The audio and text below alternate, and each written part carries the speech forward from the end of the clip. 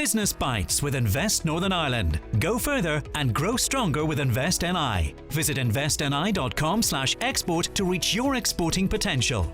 Invest NI. Go further and grow stronger. Hi, welcome to another edition of Business Bites from Bauer Media Audio in Northern Ireland. My name is David Tighe, the Managing Director of Bauer Media here. And each week we delve into the world of business. And this week it's really good to welcome my guest. It's Paul Bowen. He's the Executive Creative Director of Ardmore Advertising. Paul, welcome to Business Bites. Thank you, David. Lovely to be here. Appreciate the invitation. Oh, you're more than welcome. It's great to have you here. Let's get into our conversation this week because we love a bit of advertising. We love a bit of creativity. So I wanted to talk to you a bit about that. But before we do that, let's just find out a little bit about you. Tell us, Executive Creative Director. It sounds like you may have some creative answers to many people's issues. So Paul, just tell us a little bit about you and your career. Yeah, so it's funny you called us Ardmore Advertising there. We're kind of slipping away from that title now. We're just Ardmore and we're Ardmore Group. We're growing a bit as well. We're more accurately a communications agency because that's just the way the nature of the challenges that face us.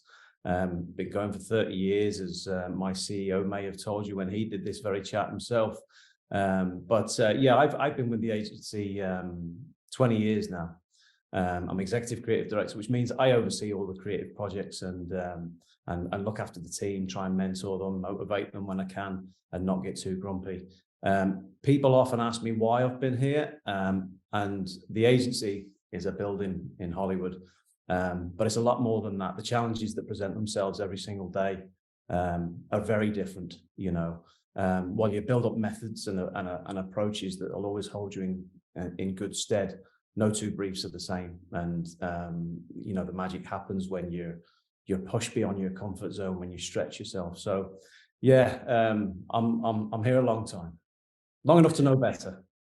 Good. Well, you know, with that, I suppose, length of service comes a great deal of expertise and knowledge. So let's delve into some of that. The creative world always been quite interesting to me because sometimes people find it very difficult to quantify a creative idea in terms of its worth.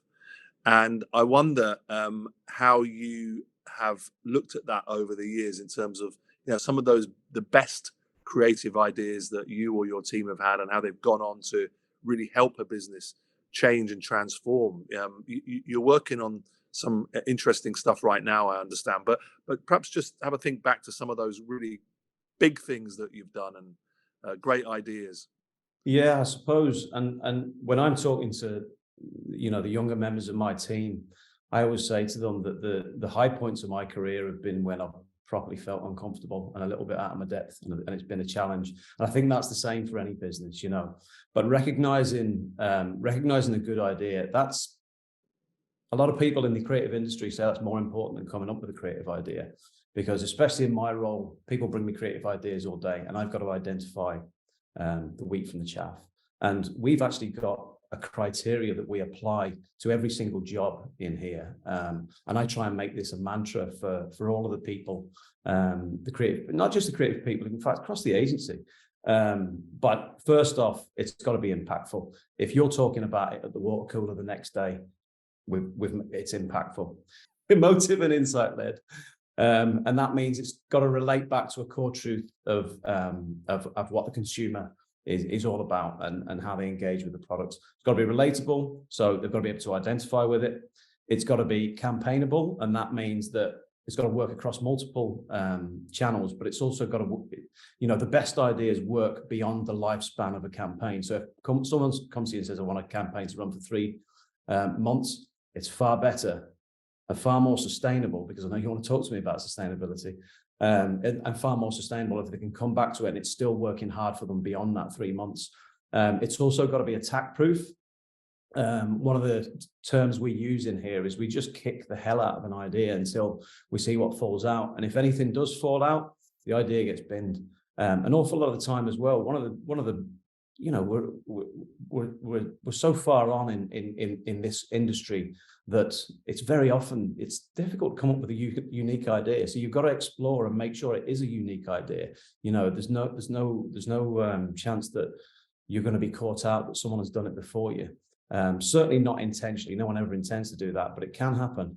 And then one more recent one that we've added to it as well is that can the idea be delivered sustainably as well? You know, can it be treated in such a manner that it's measurable and we can affect change with it going forward? And, you know, I'll have examples of that as well. But that's sort of the criteria. I'm sure I've missed one.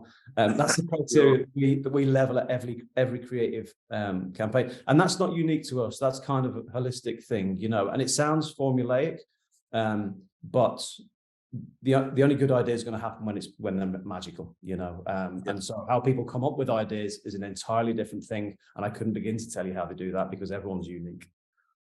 Well, talking of ideas and challenges, you know, give us an example of some of the, you know, real challenging ones as an advertising agency that you've been asked to work on and how you've dealt with that.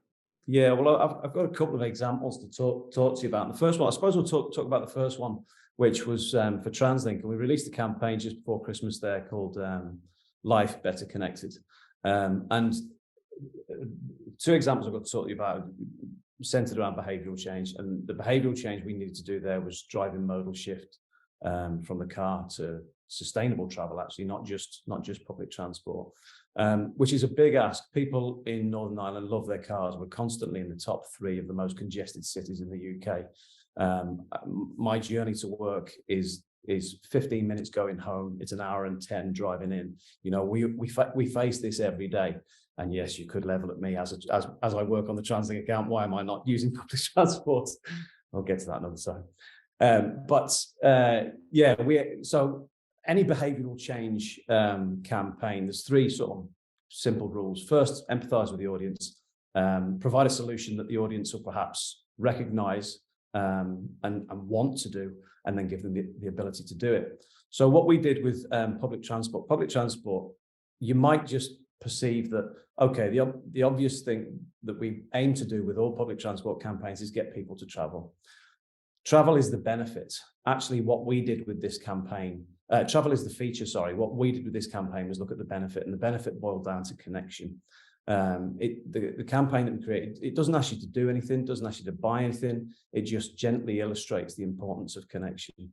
You know, you'd be hard pushed to find a bus or a train in the film. Radio, you'd be hard pushed to find the actual thing itself. We're just selling connection. And from that, people don't feel sold to. People feel like, yeah, connection is important in my life. And if they relate that to TransLink, that's great. That's the gist of a brand campaign. You know, we never really try to hard sell. It's just position it that they can associate it with something positive in their life.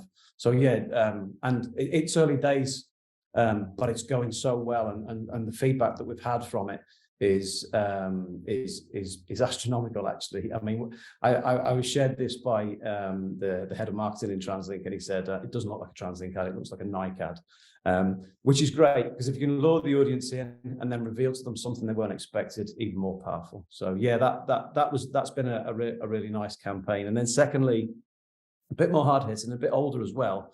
But the reason I wanted to bring it up is because just before Christmas, we received some really good figures on it. And it was for the Department of Justice, and it was to transform the normalization of paramilitary financial control or illegal moneylenders. We created a campaign called Deadline, and it focused on a single mum struggling to even buy a pint of milk.